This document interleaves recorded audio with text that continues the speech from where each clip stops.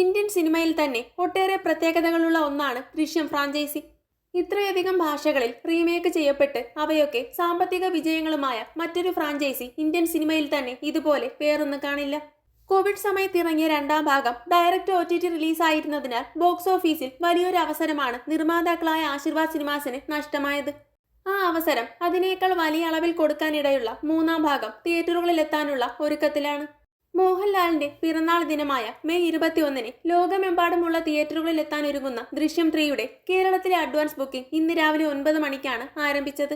ആവേശകരമായ പ്രതികരണമാണ് ticket booking പ്ലാറ്റ്ഫോമുകളിൽ ചിത്രത്തിന് ലഭിച്ചുകൊണ്ടിരിക്കുന്നത്. ട്രാക്കർമാരുടെ കണക്ക് പ്രകാരം ബുക്കിംഗ് തുടങ്ങി ആദ്യ 13 സെക്കൻഡ് കൊണ്ട് ചിത്രം 1 ലക്ഷം കടന്നു. 538 ടിക്കറ്റുകൾ വിറ്റതിലൂടെയാണ് ഇത്. സമീപകാലത്ത് ഇറങ്ങിയ മൾട്ടിസ്റ്റാർ ചിത്രം പാട്രിയറ്റ് ആദ്യ 1 ലക്ഷം കടന്നത് 27 സെക്കൻഡ് കൊണ്ടായിരുന്നു. 20 ലക്ഷം ആദ്യ 6 മിനിറ്റ് കൊണ്ടും ദൃശ്യം 3 കടന്നു. പാട്രിയറ്റ് 14 മിനിറ്റ് കൊണ്ടാണ് 20 ലക്ഷം കടന്നത്. എമ്പുരാൻ 2 മിനിറ്റ് കൊണ്ടും. അതേസമയം ചിത്രം റിലീസ് ചെയ്യപ്പെടുന്ന തിയേറ്ററുകളിലെല്ലാം ബുക്കിംഗ് ഇതിനകം ആരംഭിച്ചിട്ടില്ല.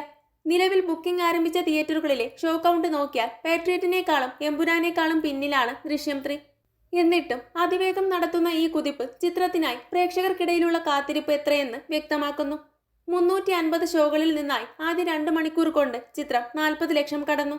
211 മിനിറ്റിൽ 80 ലക്ഷം കടന്ന ചിത്രം 2 മണിക്കെത്തിയ കണക്ക് പ്രകാരം കേരളത്തിൽ നിന്ന് അഡ്വാൻസ് ബുക്കിംഗിലൂടെ 1 കോടി കടന്നിട്ടുണ്ട്. അതേസമയം മറ്റ് ചില വിദേശ മാർക്കറ്റുകളിൽ ചിത്രം നേരത്തെ ബുക്കിംഗ് ആരംഭിച്ചിരുന്നു.